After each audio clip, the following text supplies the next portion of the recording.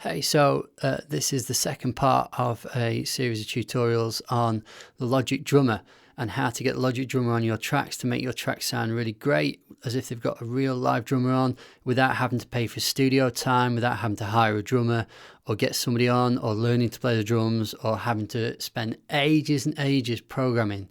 This is how to use this Logic Drummer track to make your track sound really good. In the first part, which if you've missed, it hopefully should be in the description down the bottom, but in the first part I give you a brief overview as to what the Logic Drummer track is and why it's so useful. I also showed you how to arrange and how to use the editor down the bottom here. You can press E to get this up, to get each individual section of your drums sounding bespoke and as good as possible. So after that first bit, here's one I made earlier. I've kind of mapped out the drum arrangement for this track. This is one of my library music tracks for advert and TV, some of my southern rock kind of stuff. So I've got this drum track up here, and using the tricks and tips that I showed you in the first video, I've actually got an arrangement of my drums up the top here.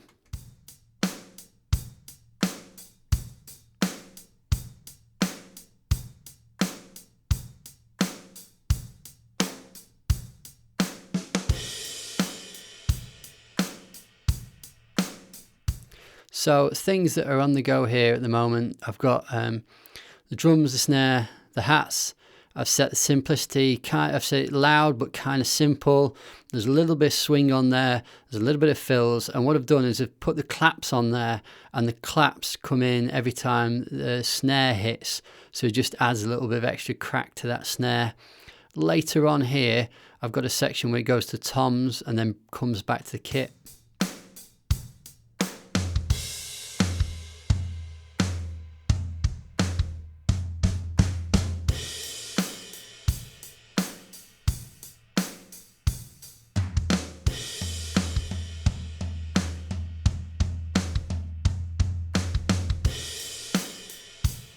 So I've got this whole arrangement. The only problem is if I put this back in with my main mix, you'll see that it just gets completely swamped and lost.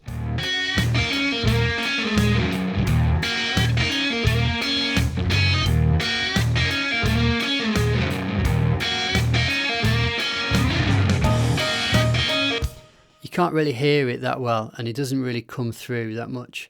And that's mainly due to our mixing, because at the moment our drums are on a stereo channel, and mixing your drums on a stereo channel is no way to get big sounding drums. Whenever you do a drum recording session, you mic up all your drums individually, and you've got your overheads, and you might even have room mics in there as well. So you could have like 10 or 12 mics on your kit, but on this channel I've literally got 2 channels, so it's not going to sound very good and not going to sound very punchy.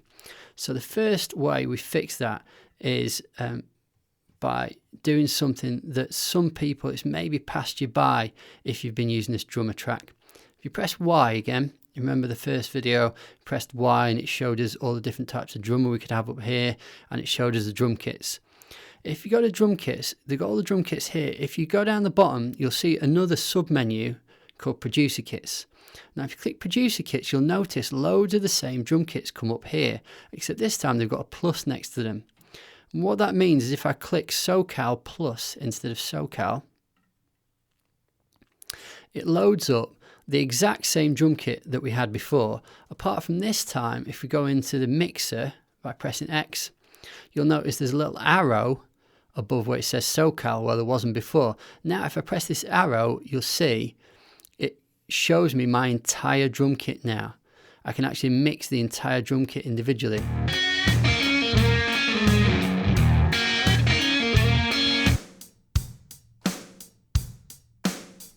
And this is where we're in business. This is where we're going to get these drums sounding loads better than they were doing at the start, and getting them popping and sounding as good as they can do in this mix. So we've got our multiple output here, which is fantastic. The first thing we need to do, and I'm going to do a few shortcuts here, is I'm going to put some compression on these individual drums. because one of the first things that you want to do when you're mixing your drums is add compression on each part of the drum kit. Compression just brings just squeezes the volume range of any particular channel, and it's just a lot easier to get your track sounding balanced and well mixed by using compression. I'm going to use some shortcuts here and use some default settings. If compression is something that you don't know loads about, I really suggest you look up some videos on what compression is and how to use it in your tracks and what the different parameters are in compressors. But for today's tutorial, to get us up and going, we're going to be using some presets to make sure this video doesn't take forever. So on our SoCal kit, we're going to start off with our overheads, and some of the channels come preset with a plugin already applied. So the overheads we're going to stick on in the preset list. In drums, we're just going to stick on tight kit, which is a nice overhead setting. Next on our kick, we're going to be putting on Type R kick drum. We're actually going to be doing the same on our kick out one as well. And what you can do is if you press Command and Option, you can actually drag that across, and it drags it across with exactly the same settings, which is quite good if you want to be putting multiple effects on different channels. Next is our snare. Just going to stick on VCA snare. We're going to copy that snare compressor on top of that one. So we've got VCA snare there. Hi-hats. There is no particular setting for hi-hats. If you're looking for a really easy one, let's get the compressor on there again. If you're looking for an easy compression setting for hi-hats, you can just choose the tight kit again. The overhead settings are perfectly fine for kind of rough mixing. We've got a toms here. Some nice default settings for toms. And we're actually going to copy that toms one onto the other two channels. The room mics, again, for nice, easy drums, we're going to choose drum room. And there's quite a cool setting in our drum kit here called leak. And what that is it emulates the leak between different mics on the kit. So I'm actually going to add that room setting to the leak channel as well.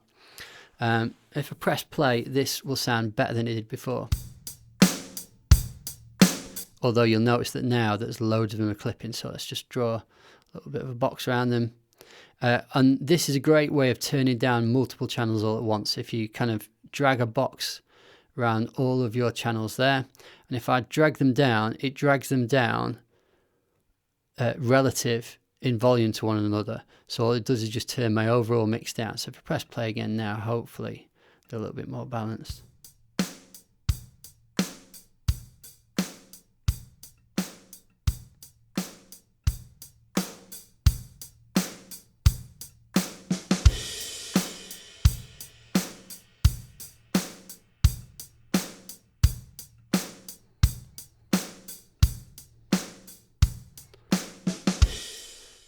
And that's already sounding a load better than it did before, just with some proper compression and mixed on multiple outputs down here.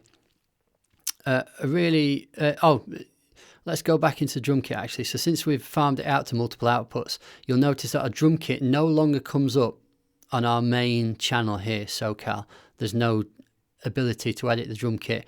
If we do click on this little arrow here, you'll notice the drum kit is actually above our overheads channel right on the top.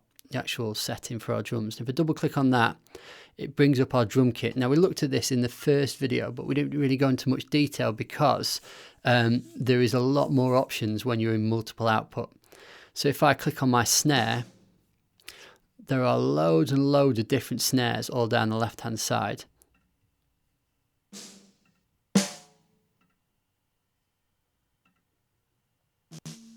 My Logic's glitching a little bit, but if you click on one, you can actually press play and it'll load up this snare drum instead of that one.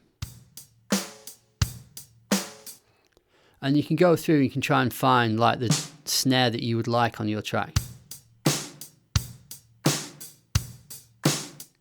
And the same with, I ended up going with a black brass one when I was mixing it before. Same with the other parts of your kit. So you can go for your kick drum here, and there's a few different options. There's studio ones, there's kind of vintage ones.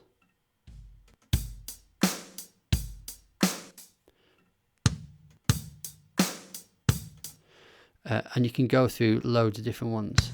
I think I had the Studio Deep one on before.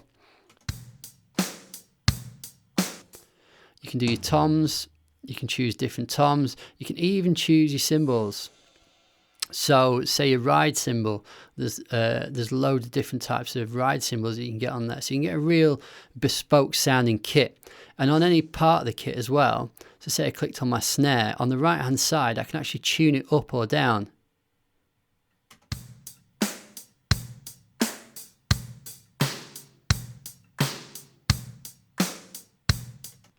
Or I can dampen it, or I can add a little bit of gain to give it a little bit of bite. And underneath I can turn the leak between microphones on and off.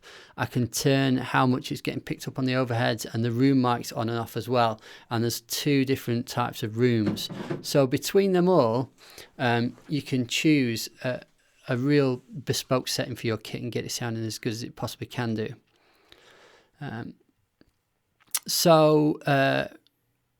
We've got our drums farmed out. We're really happy with our drum kit. We're really happy with our compression settings, and we've mixed it. So let's put this back in with the track.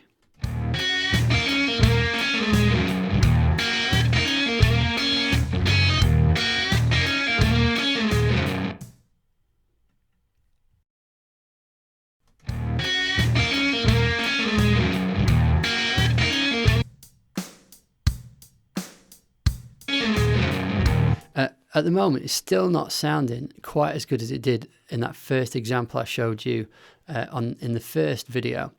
And a really good way of getting your drums popping even more, especially if you're going for rock kind of stuff, and this is kind of getting into mixing tips for drums, is you can actually add, just before your compressor, a little bit of overdrive.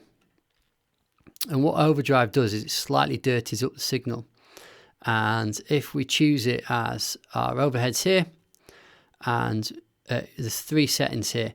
The first one that you need to do something with at the bottom is this tone dial here. So it says 980 Hertz. If we crank that right up to 20,000 Hertz, basically it's a roll off on our top end. And if we don't want our drums to sound muffled, we need to crank that right up to the top. Secondly is the output here, which you want to just leave at 0 dB. Thirdly is drive, and drive is how much grit that we're going to add to it. And what you can do is you can set your overdrive. I like to set it somewhere between 2-3 dB, so I'm going to set it to 2.5, and it just adds like a little bit of bite to our overheads. I'll show you what I mean. This is what it sounds like before, and this is what it sounds like with it on. And if I do that for my snare as well, we're just going to copy that over as a plugin.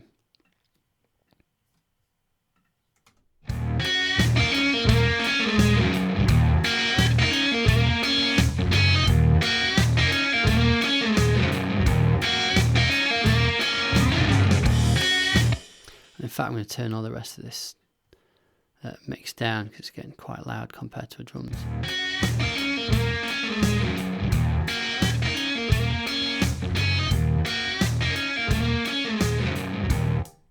So that's sounding pretty good. The last little technique I'll show you in order to make our drums sound bigger than they are, especially with rock kind of stuff, is if you go to your main drum channel here, and if you go on sends on the actual main output here, and you click on a random bus that you're not using, so I'm going to click bus 5 here. What it does is it invents a channel down here. So bus 5, here we are, B5. And this is a spare channel that's duplicating our drum mix here.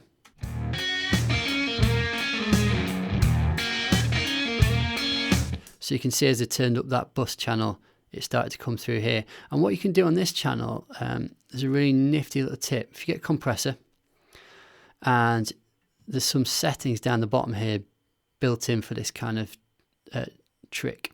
But if you go compressor tools, yeah, compressor tools. And if you go down to smashed, down the bottom here, VCA smashed, what it is this is ridiculously compressed. This is huge compression here to really saturate your drums and make them sounding over compressed. Let's just have a listen to it on its own.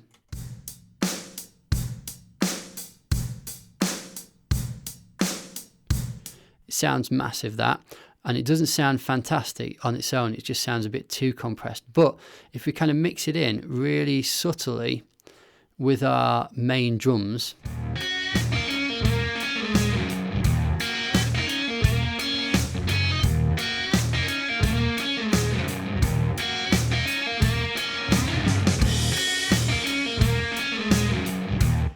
you can actually get quite a good sounding drums down here. You could also do the overdrive trick with this smashed one as well if you want. If you want to go really gritty and really dirty. Let's try that out.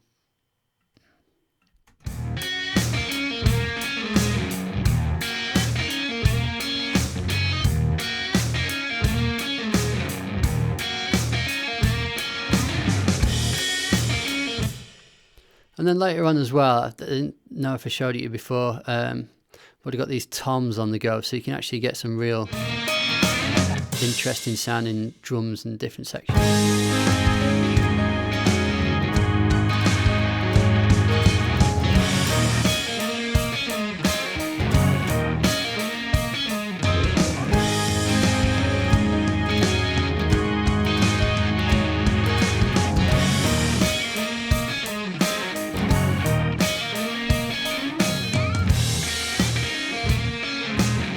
So in the second video, that's what I wanted to look at really. So in the second video, just to recap, we looked at farming out our drums onto multiple outputs in Logic down here.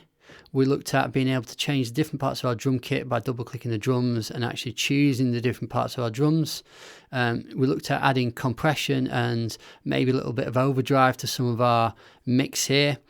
And we also looked at sending out our main drum channel, sending out on a bus channel and absolutely smashing that on a compressor and getting it sounding really gritty. In the last video, what we're going to look at is some of the extra layers that you can put onto your drums to make them sound even more powerful and interesting than they were sounding before.